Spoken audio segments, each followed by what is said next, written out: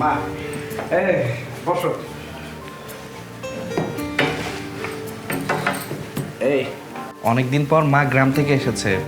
শোনো, মা এখানে কয়েকটা দিন থাকবে, তুমি মায়ের প্রতি খেয়াল রেখো। হ্যাঁ, মার যখন যা লাগবে তুমি কিন্তু ঠিক তাই দিবে। হ্যাঁ, আমি একটু বাজার যাই, ঘরে তো মাছ নেই। মার আবার রুই মাছ পছন্দ, বড় দেখে একটা রুই মাছ কিনে আনি। আর ওই রুই মাছের মাথা দিয়ে মুড়ি ঘন্টা রান্না করবে, কেমন? মা তুমি থাকো, আমি বাজার থেকে আসতেছি, কেমন? আচ্ছা বাবা যা। বাবা অনেক দূর থেকে আছি, তো ক্লান্ত হয়ে গেছি। আমার এক গ্লাস শরবত দাও, আর ব্যাগটা নিয়ে একটু ঘরে দিয়ে আসো, একটু বিশ্রাম করি। ও আপনার শরবত খাইতে ইচ্ছে করতেছে? আমি তো শরবতের সাথে আপনার একটু বিষ মিশিয়ে দিব, যেন খায়া আমার চোখের কালারটা একদম সরা যায়।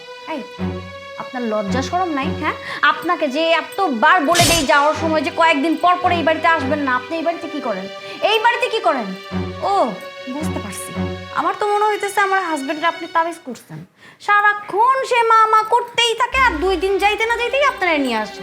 কি কি মতলব কি? আপনি কি চান না আমি ঠিক মতো সংসারটা করি? হ্যাঁ বৌমা তুমি এটা কি করতেছো মা? আমার 10টা না 5টা না, একটা মার তো পোলা। আমি পোলার বাড়িতে এমন না তো কই যাবো কও? আর তুমি তো আমার একটা ছেলের বউ, তাই না? আহারে একটাই বৌমা, এই কারণেই আমার ঘাড়ের উপর বৈশা বৈশা খাইতে চান, তাই না? হ্যাঁ, এত বেহায়া কেন? এত লজ্জা শরম নাই আপনার? হ্যাঁ, এই বাসায় কি? হ্যাঁ, আমার সংসারটা কি আপনি ভাঙতে চান? আপনি আমারে জ্বালাইতে চান? সারাক্ষণ তো আইসা আপনি চা খাবেন, আপনার ওষুধ দিতে হবে, আপনার গরম পানি করতে হবে। এগুলা করার জন্য তো আমি এই বাড়িতে আসি নাই, আমি আসছি সংসার করার জন্য। আপনি কি আমার শান্তিতে সংসারটা করতে দিবেন না? না না মা, এটা তুমি কি কইতেছো? আর তাছাড়া আমি তোমার শাশুড়ি, আমার জায়গায় যদি তোমার মা নিজের মা হইতো তাহলে কি তুমি এমন করতে পারতা? কি ফকিন্নির মুখে আমার মা? আমার মার নাম না? আমার মা তোর মতো ফকিন্নি? হ্যাঁ, সারাক্ষণ কি সে তার ছেলের বউর বাসায় আর তার মেয়ের বাসায় এসে পড়ে থাকে? তোর মতো ফকিন্নি? হ্যাঁ, আর তুই কি পরিস এগুলা? নোংরা কাপড় চোপড় পরোস? আমার মা কি এরকম নোংরা কাপড় চোপড় পরে? আমার মা সবসময় সুন্দরভাবে থাকে। আমার মার নখের যোগ্য তুই আবার কথা বলতে আসছিস? আমার মা যদি হইতো, ইস আমার মা হইতে আসছে। আমার মন চাইতেছে কি তোর জানে মাইরা ফেলতে। দেখবি তোরে কেমনে মারতে ইচ্ছা করে, তোর গলার ঠিক না আমার মা। দেখি দেখি তোর চেহারাটা।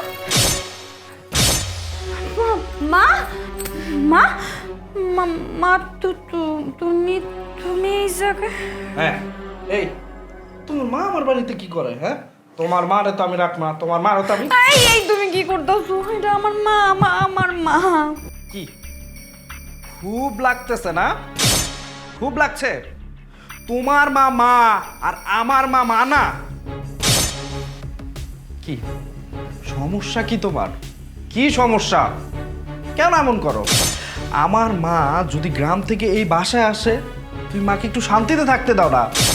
উঠতে বসতে গায়ে হাত তুলো, কি সমস্যা? কেন করো? তোমার নিজের মাকে যখন আমি মারতে গেলাম তখন ঠিক গায়ে বেঁধে গেল। কষ্ট হচ্ছে, খুব কষ্ট হচ্ছে। ইচ্ছে করতেছে তো তোমার মাকে এখন গলা টিপে মেরে ফেলি। শোনো, আমি না বাজারে যাইনি, আমি দেয়ালের ওপাশ থেকে সব কিছু শুনেছি। কি বললে তুমি? আমার মাকে শরবতের মধ্যে বিষ খাইয়ে মেরে ফেলবে? কই, মেরে ফেলো, এটাও তো আমার মা, তোমার মাও তো আমার মা, তাই না? আরে তোমার মাকে কি আমি কখনো শাশুড়ির চোখে দেখেছি? কখনো দেখি নাই। কিন্তু তুমি আমার মাকে শাশুড়ির চোখে দেখেছো। শুধু শাশুড়ি না, তুমি আরো নিচু চোখে দেখেছো। কেন করো? হ্যাঁ, কেন করো? আমার মা গ্রামে থাকে। যখন তোমার আমার বিয়ে হলো তখন আমার মা কি বলেছিল? আমার মা বউ চায় না, একটা মেয়ে চায়। তুমি জানো না যে আমি আমার মায়ের একমাত্র সন্তান? তুমি একটা কথা বলো তো, আমার মা কোথায় যাবে? আমার মা তো আমার কাছেই আসবে, তাই না? আমি তার একমাত্র সন্তান। কিন্তু যেই দিনে তোমার এই বাড়িতে আমার মা আসে, সেই দিনই তুমি আমার মার সাথে অনেক খারাপ আচরণ করো। কেন করো? কি লাভ? এখন আমি তোমার মার গায়ে হাত তুলি, কেমন লাগবে?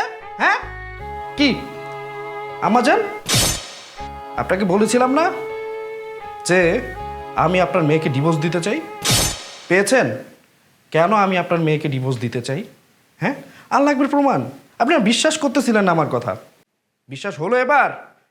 না বাবাজি, শোন, জামাই বাবাজি আমাকে অনেকবার বলছে তোর কথা, কিন্তু আমি বিশ্বাস করি নাই। আমি বলছি যে আমার মেয়ে তো এই ধরনের নাই, এমন মেয়ে আমি গর্বে ধরি নাই। কিন্তু এখন তো দেখতেছি বাবাজি যা বললো তাই ঠিক। কেমন করে পারলি তুই নিজের শাশুড়ির সাথে এই ধরনের ব্যবহার করতে? কই, আমার সাথে তো এমন করতে পারলি না তুই। বাবাজি আমাকে তার নিজের মায়ের মতো করে গ্রামের সাজাইছে, তুই তাই মনে করে যা তা ব্যবহার করলি। হ্যাঁ, এতবার করে গায়ে হাত তুললি। তোর কি বিবেকে একটু বাধা দিল না? তোর শাশুড়ি মা, তার উপর তো এই ধরনের ব্যবহার করতে। হ্যাঁ, আমার খুবই লজ্জা করতেছে যে তোর মতো মেয়েকে আমি গর্ভে ধারণ করছিলাম। ছি ছি ছি। দেখো, আমি ভাবছিলাম আমার সংসার আমার মতো করে গুছাবো, আর আমি একাই সংসারটা সামলাবো। আমি আসলে বুঝতে পারি নাই, না বুঝে মারে অনেক অত্যাচার করছি। আবির, প্লিজ তুমি আমাকে ক্ষমা করে দাও, আমার ডিভোর্স দিও না। আমি তোমার বলতেছি, আমি এখন থেকে তোমার মার সেবা করব, তোমার মারে একটুও কষ্ট পাইতে দিব না, একদম আমার নিজের মায়ের মতো করে ভালোবাসবো। মা, মা একটু আবিরে বুঝাও না মা।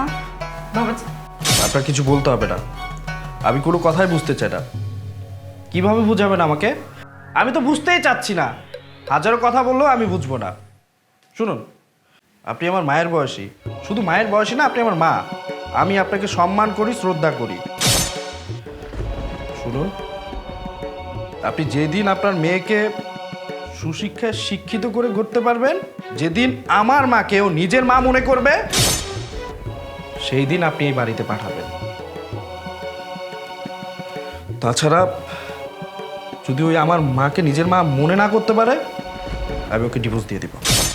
এখন আপনি আপনার মেয়েকে নিয়ে আমার বাসা থেকে চলে যান, আমি ওর মুখটাও দেখতে চাই না।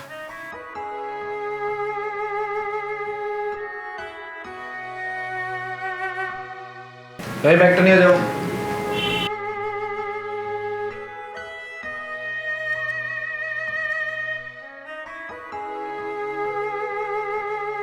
বউরা কেন তার শাশুড়িকে নিজের মা মনে করতে পারে না, যার ফলে পরিবারে অশান্তি দিন দিন বেড়েই চলেছে। আমাদের এই গল্পের মতো প্রতিটা মেয়ের মা যদি এভাবেই তার মেয়েকে শিক্ষা দিত, তাহলে কোনো মেয়ে তার শাশুড়িকে এভাবে অপমান বা বেয়াদবি করার সাহস করতো না। বন্ধুরা, আমাদের এই ভিডিওটি তোমাদের কেমন লাগলো তা কমেন্টে জানাও। ভালো লাগলে একটি শেয়ার করতে ভুলবে না। আমাদের পেজটি ফলো দিয়ে রাখো এবং ইউটিউব চ্যানেলটি সাবস্ক্রাইব করে রাখো। ধন্যবাদ। আল্লাহ হাফেজ।